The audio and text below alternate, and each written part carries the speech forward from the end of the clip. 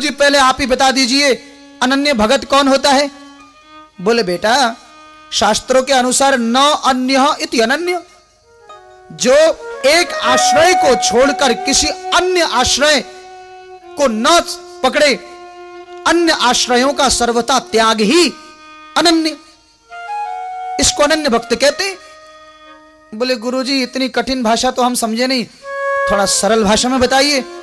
अरे बोले भाई जैसे देखो अलग अलग देवी देवता होते हैं ना, शंकर, पार्वती, सूर्य, गणेश, भगवान विष्णु, लक्ष्मी, पार्वती, सरस्वती, ऐसे अलग अलग देवताओं की शरण में न जाकर एक देवता को ही अपना सर्वस्व मान लेना अनन्य भगत। ब्रजवासी बोले बस गुरुजी या ही सो कहे अनन्य भगत, अब हम ते सुन ले। बोले हाँ बताओ, तुम ही बताए दो। बोले गुरुजी आपको तो 10-20 देवी देवताओं को नाम पतो है, पर गुरुजी हम तो ये जाने कि जा काऊ देवता को नाम भी ना पतो हो, जिसने अपने मन को केवल कन्हैया के चरणन में फंसाए दियो, बस वही अनन्य भगत है। बोलो जय श्री कृष्ण। आपको तो 2-4 देवताओं को नाम पतो है, आप तो 2-4 देवताओं का नाम जानते हो, पर गुरुजी हम तो अपना मन कन्हैया के चरणों में फंसाए रहते हैं, हमें तो किसी देवता का नाम भी नहीं पता, इसलिए गुरुजी हम अनन्य भगत हैं। महाप्रभु जी बोले तो तुम घास खोदो हम निकल जाएंगे, भैया तुमसे बड़े तो फिर हम भी नहीं। इसे कहते हैं अनन्यता। अनन्य भक्ति का यही स्वरूप रामायण में लक्ष्मण जी में और भक्तों में मीराबाई में इसी अनन्यता का दर्शन करते हैं। लक्ष्मण जी जानते हैं कैसे अनन्य हैं।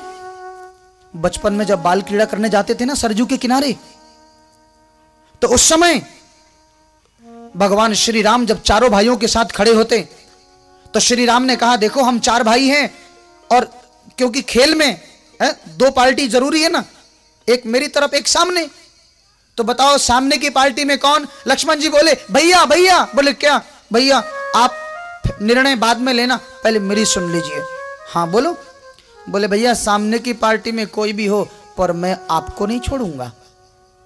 राम जी बोले लेकिन मैं तो खेल में हार सकता हूं। बोले महाराज हार जीत का निर्णय तो आप कीजिए, मैं तो आपका चरण नहीं छोड़ूंगा, मैं आप ही के साथ रहूंगा, सामने भैया को कर दीजिए। तो भरत जी शत्रुघ्न जी सामने हो गए, राम लखन इस तरफ, और उस दिन राम जी जानबूझकर खेल में हार गए।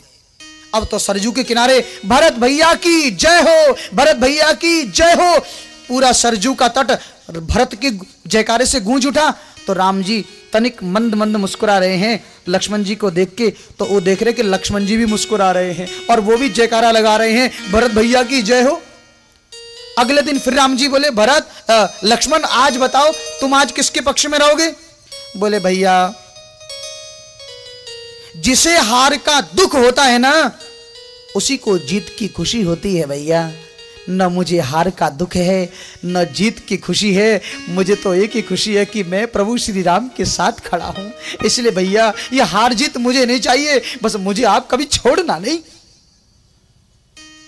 राम जी बोले ठीक है, अगर ऐसी बात है तो फिर वनवास जाते समय देखूंगा।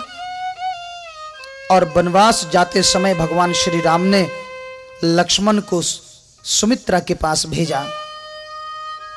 उस समय लक्ष्मण जी ने भी कहा था भगवान इस संसार में मेरी कोई माता और पिता नहीं है।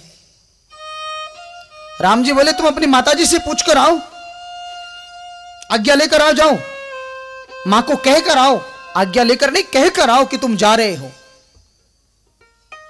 लक्ष्मण जी कहते हैं मैं किसी गुरु और माता और पिता को नहीं जानता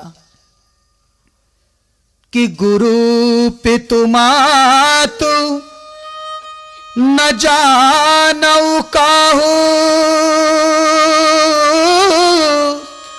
केहू सुभाऊ नाथ पतियाहू। एकमात्र मेरे पति मेरे नाथ मेरे स्वामी केवल आप हो प्रभु, न मैं किसी गुरु न मैं माता और न पिता किसी को नहीं जानता। बोले तो बोले मोरे सबई एक तुम स्वामी बंधु उर अंतर्यामी, दीन बंधु उर अंतर्यामी। आप कहते हैं तो आपकी आज्ञा के लिए जा रहा हूं, लेकिन पूछने नहीं जा रहा हूं, मैं कहने जा रहा हूं कि मैं जा रहा हूं, मैं आज्ञा लेने नहीं। आज्ञा तो मैंने आपसे ले ली कि मैं जाऊंगा आपके साथ, और मैं जाऊंगा मतलब जाऊंगा। अब आप कहते हैं तो आपका मान रखने के लिए मैं जाता हूं। और सुमित्रा ने भी यही कहा था, बोले बेटा तेरे असली माता पिता मैं थोड़ी हूं, तेरे असली माता पिता तो जानकी और राम है, तो तू यहां क्यों आया पूछने? अरे तू वहीं से निकल जाता